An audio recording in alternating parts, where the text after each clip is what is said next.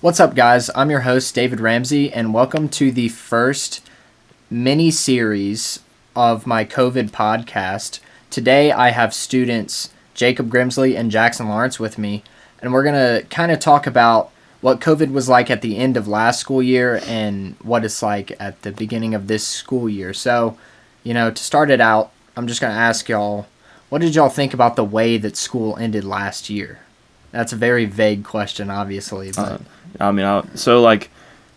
for me, before spring break, which is when we left school and never came back, was spring break for our school district. And I went to Washington, D.C., so I left early. I left Friday before school got out for spring break. So basically, I left the state, and then I, came back and was completely different, So I was in Washington, D.C., and I was on the plane, actually, whenever, the NBA got shut down, and whenever, all the big things were happening, college basketball, stuff like that. And so I, landed back in Mississippi, and it was just, oh my gosh, what is going on? And so for me, it was kind of, I think, more a normal, or not normal, but more of a easily acceptable transition, because I wasn't just hanging around Madison, waiting for school to start again. I had been very busy during spring break, and also we thought we were going back in 2 weeks, so we were cool, another week. It was supposed to be an extended break, and then it got delayed a month, and then it was all right, year's over. So I guess, I don't know, to me it was pretty gradual and pretty easily comprehensible, acceptable. It didn't really come as a shock, but I also wasn't a senior, and that's just how I felt, though. And obviously that's a very specific situation given that I was in a different state. But just as a point of reference, we were juniors last year. Yeah.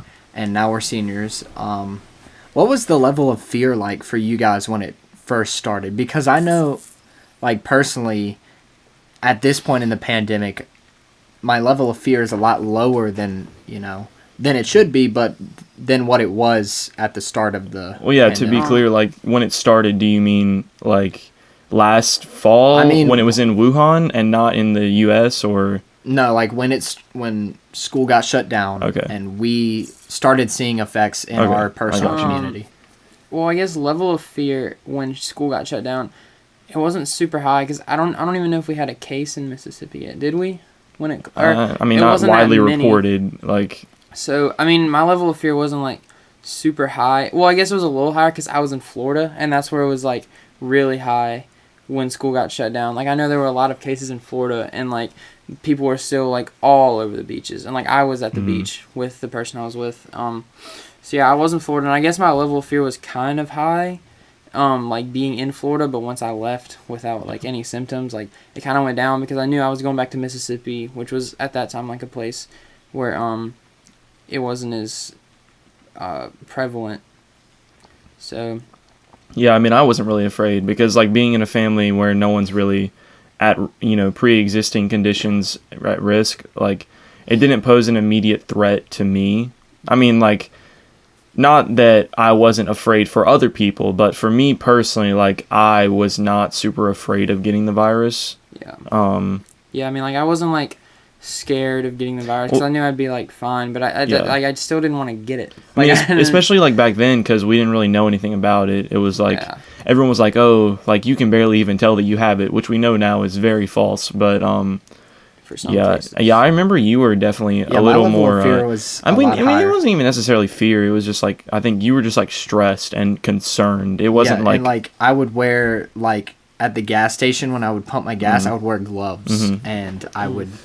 I was constantly washing my hands, putting on hand sanitizer, and that kind of came from my family situation, and not even that we were at risk, any of us technically, but we were all just kind of on edge. Everyone was stocking up on everything, the toilet paper that was insane. Shortage. I don't understand that to this day. Yeah, that's what my mom, she's I get the meat, I get the beef and the chicken and all that being gone, but toilet paper, what do you think's gonna happen? It's not any different than normal. Yeah, that was ridiculous, bro.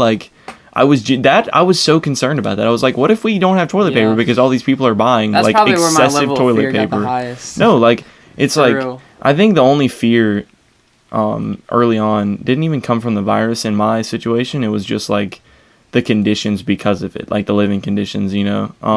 Because I remember I was like, Mom, like, are we gonna be able to like get food like from places, or are you gonna like cook every meal, like, you know? Because it's like, what if we can't get like meat, and you know we're just eating like just like garbage, you know? Basically, was one of my concerns. I was like, you know, what effects is this going to have on an everyday basis when we're living at home like the entire time and where everything shut down, especially because, you know, everything kind of reopened to a degree after about a month. But yeah.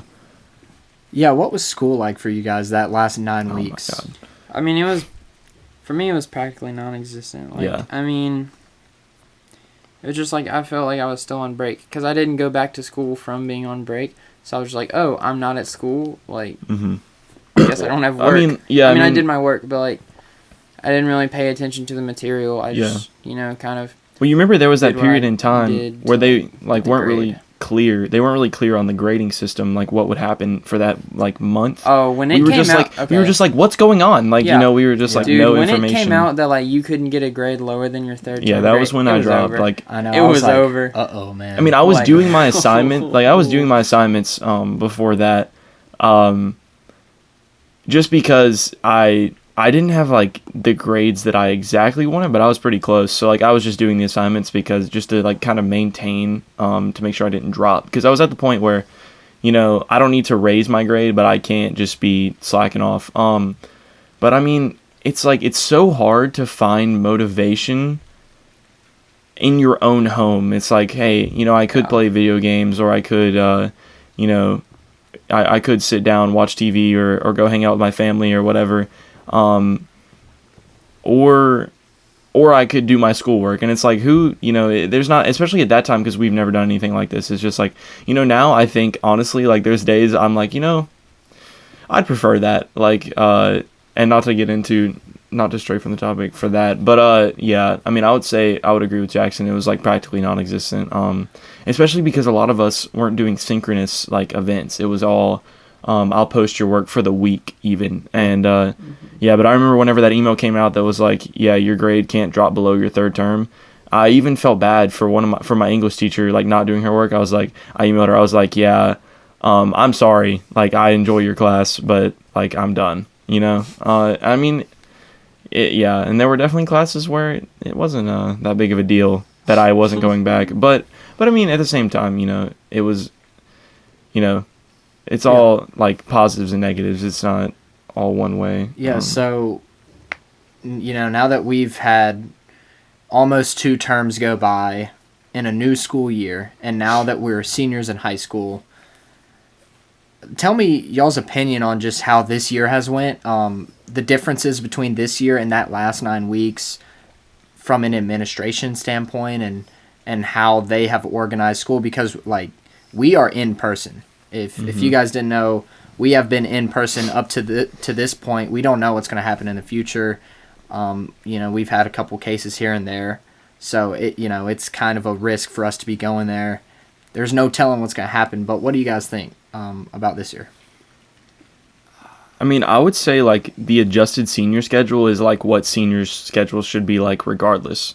And I think that was a good move. Cool. Like, I really explain that. So like basically, I mean, a lot of high schools actually do it. So if anyone's listening like outside, they'll probably know. It's more like a college curriculum where you're on campus for when you have classes, and when you don't have classes, you leave.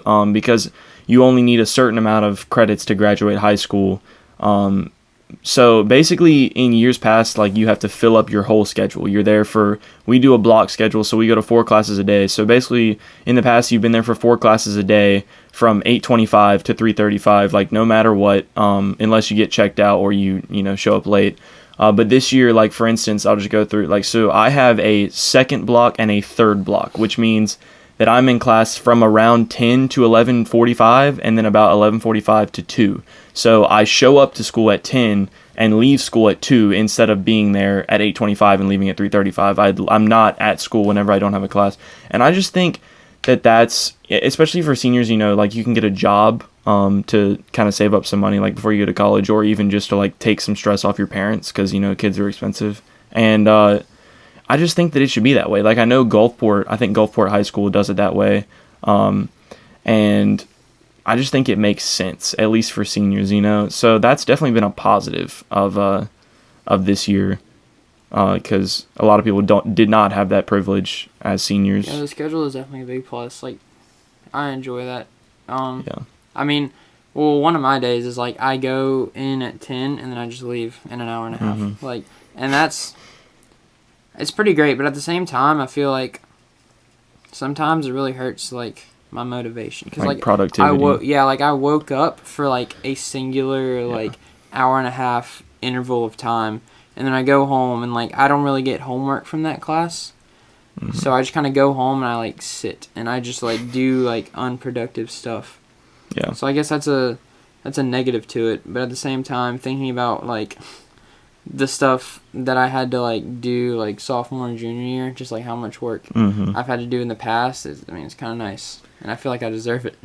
Yeah, are you guys affected by the social distancing procedures? And they did a limited pep rally. They did a pep rally outside for us. Well, like some of those little things that they're changing because of COVID, and the way that we go to the bathroom, and the way that we switch classes. Does that bother you guys, or are you just fine with it? I mean, on a day-to-day, like, it's not that big of a deal to me. Like, the mask doesn't really bother me. Like, yeah, you forget it's there. But one thing for me is, like, the pep rally. The pep rally was a good, like, concept, and the actual pep rally was, like, safe.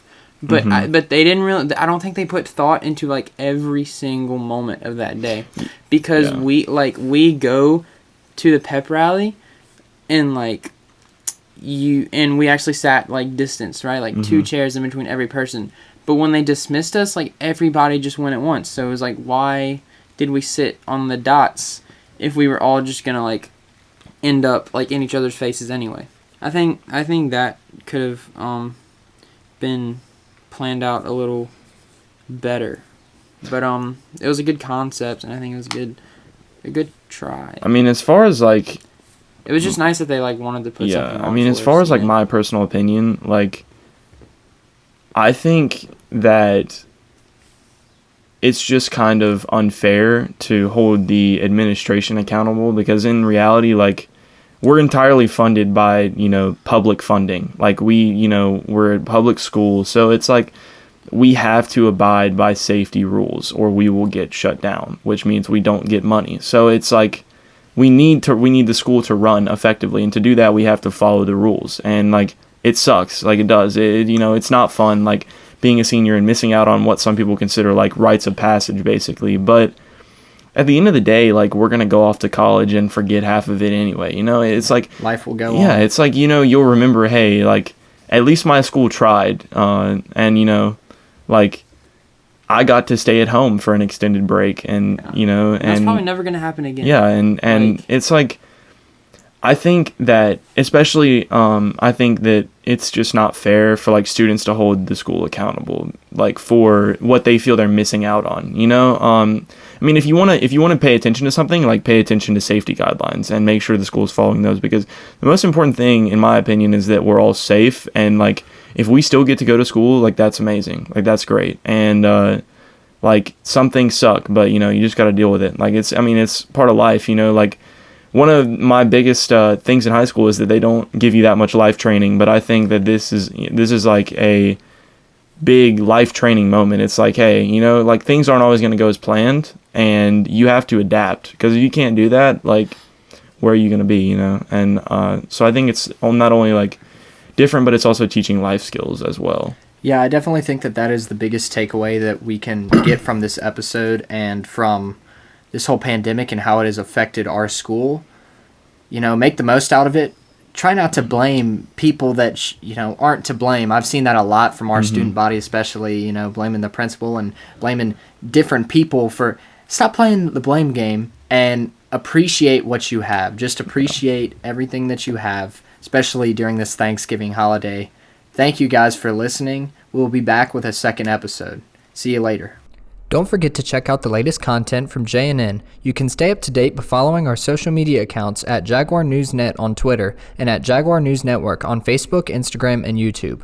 Also remember to use our promo code MCJNN when ordering online at Papa John's. This has been David Ramsey. Thank you.